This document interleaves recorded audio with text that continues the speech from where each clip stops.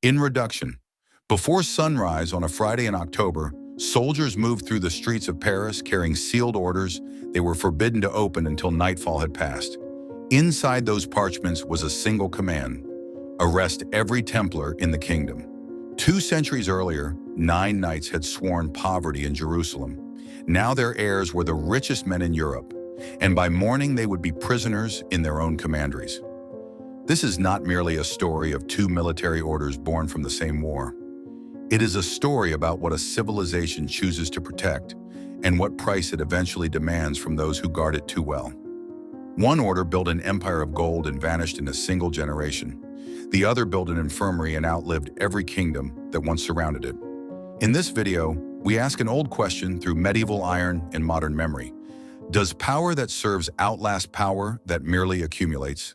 Act 1, 2 Vows in Jerusalem, the Poor Knights. In the year 1119, 9 knights led by Hugues de Payens approached Baldwin II, king of Jerusalem, with an unusual request. They wished to form a religious order bound by monastic vows, dedicated to a single, dangerous task: protecting the streams of Christian pilgrims who crossed the mountain passes from Jaffa to Jerusalem, where bandits and raiding parties preyed on the unarmed faithful. Baldwin granted them quarters in a wing of the Al-Aqsa Mosque, which the Crusaders believed stood upon the ruins of Solomon's Temple. From that borrowed geography, they took their name: the poor fellow soldiers of Christ and of the Temple of Solomon, the Knights Templar. Their emblem in time became a white mantle marked with a red cross worn directly over the heart, a visual grammar of sacrifice that any pilgrim on the road could recognize from a great distance.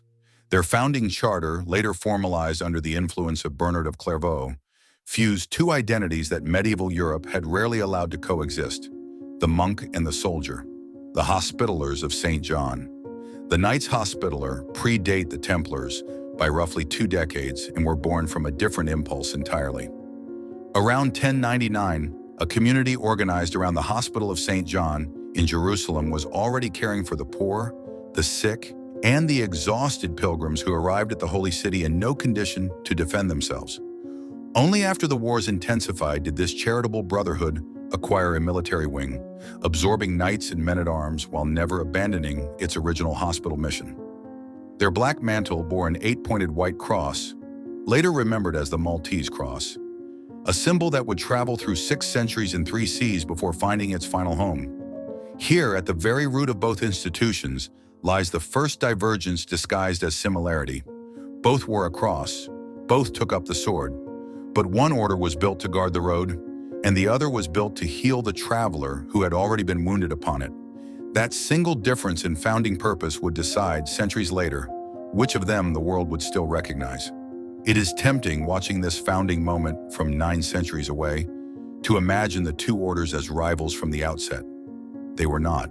Templar and Hospitaller knights fought beside one another at Ascalon and at Hattin, and their commanderies frequently stood only streets apart in the same cities. What separated them was never affection, but architecture. The underlying logic each order used to answer the question of how a religious vow survives contact with war, weather, and the slow erosion of decades.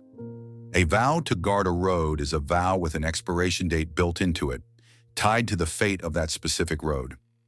A vow to heal the wounded has no such ceiling, because there will always be another wounded traveler on another road in another century. Interlude: the rule and the robe. Daily life inside the 2 orders reflected this same underlying split. A Templar's rule of life, drawn up under Bernard of Clairvaux's guidance, regulated diet, prayer, and combat readiness with a severity closer to a standing army than a monastery. The emphasis fell on discipline in the saddle and obedience under fire. A Hospitaller brother, by contrast, took vows that bound him as much to the sickbed as to the sword. Nursing duties were not an occasional charitable gesture, but a structural obligation written into the order's founding statutes, practiced daily in wards that, by the standards of the 12th century, offered patients an unusually dignified standard of care, regardless of their faith or nationality. This is not a minor footnote. It means that when we ask why one order proved fragile and the other resilient, the answer was already visible in the 12th century, long before Philip IV ever eyed the temple's treasury. An institution's daily habits, sustained across generations, tend to become its destiny. Act 2. Two economies of faith. As the Crusader states matured into something resembling permanent territory, both orders had to answer a practical question that no vow of poverty could postpone forever. How does an army sustain itself across 1,000 miles of hostile geography? Their answers could not have been more different, and each answer became the seed of the order's ultimate fate, the Templar ledger. The Templars solved the problem of distance with an invention that would outlive the order itself. A rudimentary system of international finance. A pilgrim departing from Troy or London could deposit funds at a Templar commandery in Europe and withdraw an equivalent sum, minus a service charge, at a commandery near Jerusalem, without carrying a single coin through bandit-infested roads. This letter of credit system, combined with the order's willingness to extend loans to monarchs, transformed the Templars from a militia into something closer to a continental treasury.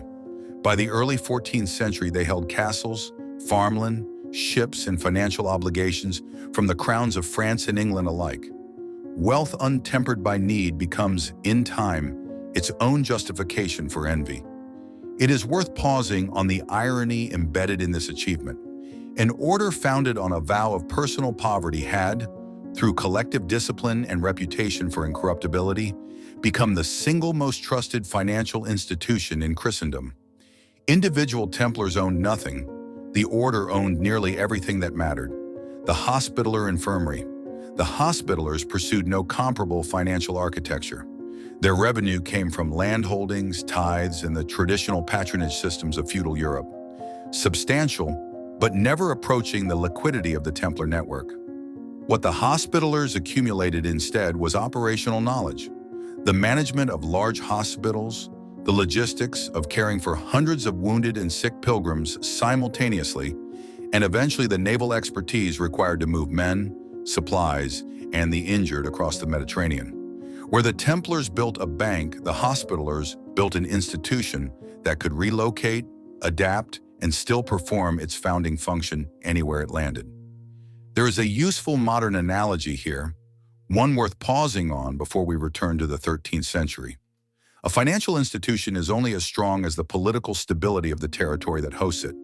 The moment a sovereign decides that seizure is more profitable than partnership, no ledger, however meticulous, can protect the ledger's owner.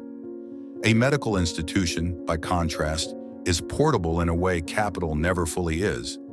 Knowledge of how to run a hospital, a fleet, or a field clinic can be loaded onto a ship and unpacked on the next shore.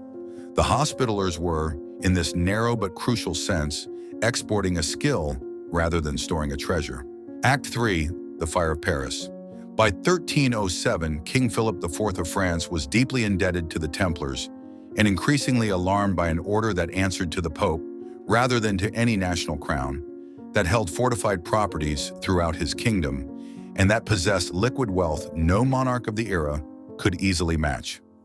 On Friday, October 13th of that year, Philip's agents arrested every Templar they could locate within France in a single coordinated action. The charges, heresy, idolatry, and secret initiation rites, were extracted through torture from men who had spent their lives defending pilgrims on the road to Jerusalem.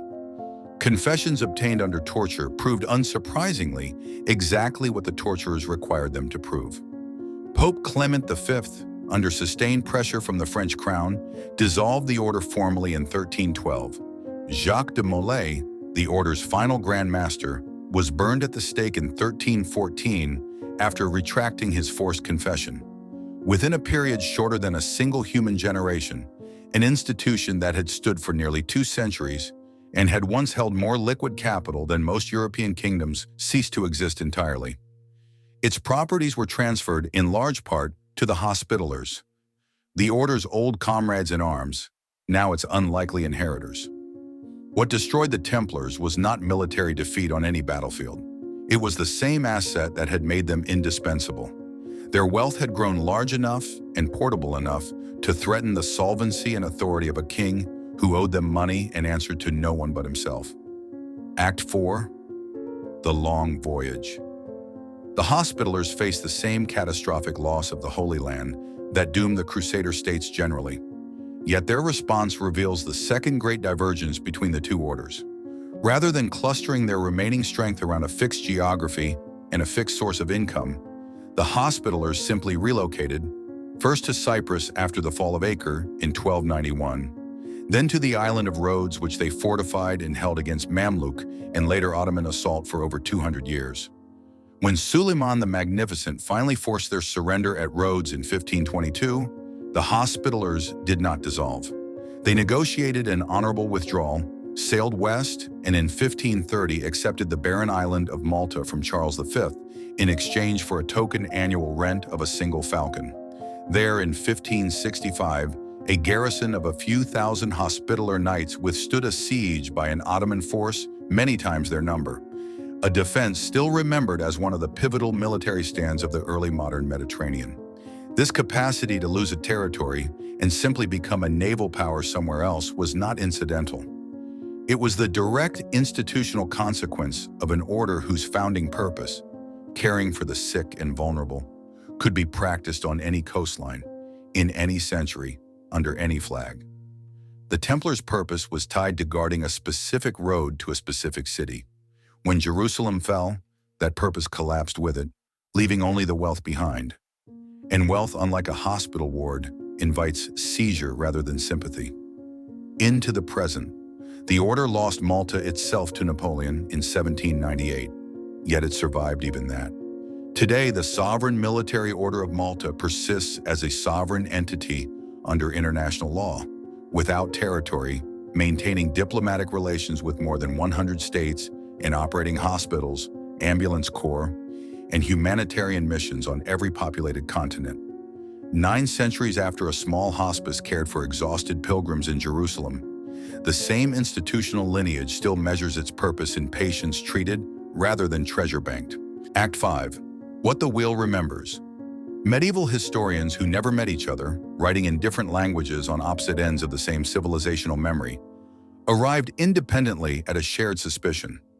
Institutions built on raw accumulation carry the seeds of their own destruction, while institutions built on service tend to renew themselves.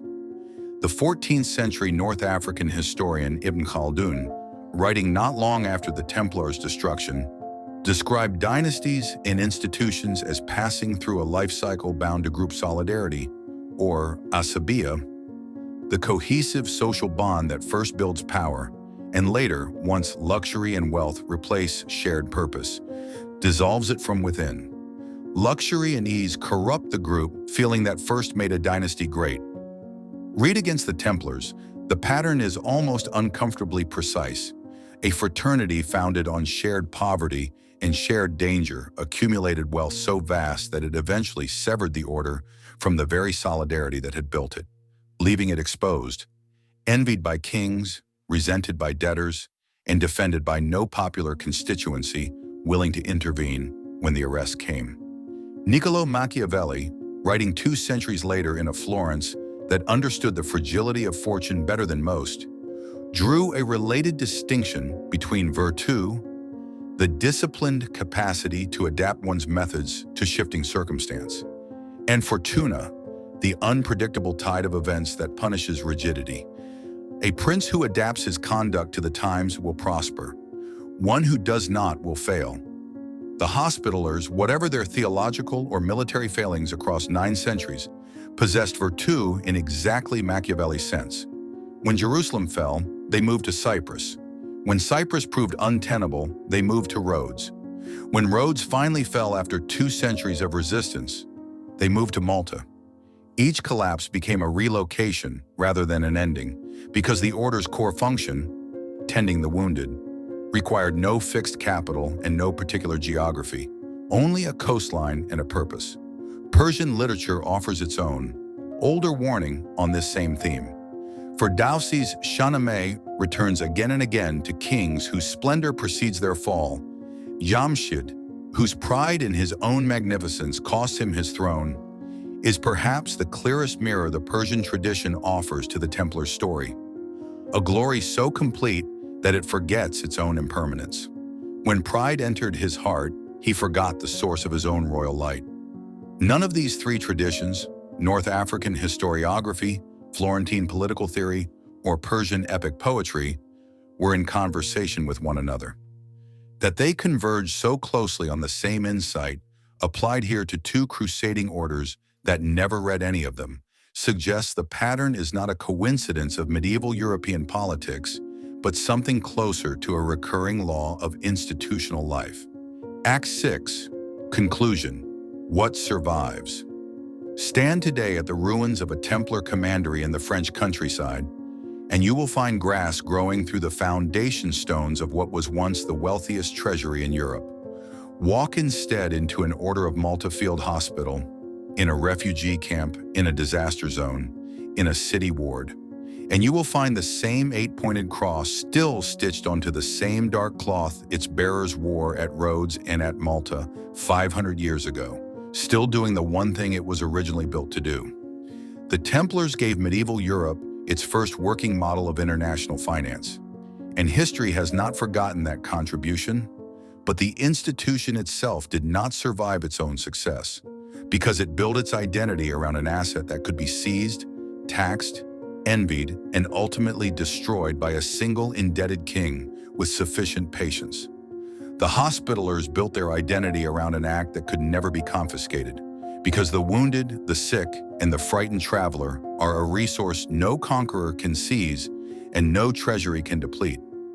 Perhaps this is the real inheritance the crusading age has left us, stripped of its wars and its politics, that the institutions we admire for their wealth rarely outlive the century that made them wealthy, while the institutions we barely notice, because they only ever claim to serve, have an unreasonable, almost stubborn capacity to endure. It is worth resisting even here a too comfortable moral. The Hospitallers were not saints. They held territory by conquest as readily as any medieval power, taxed the populations under their rule, and fought wars of their own choosing across 4 centuries in the Mediterranean. Their survival was not a reward for virtue in any simple sense.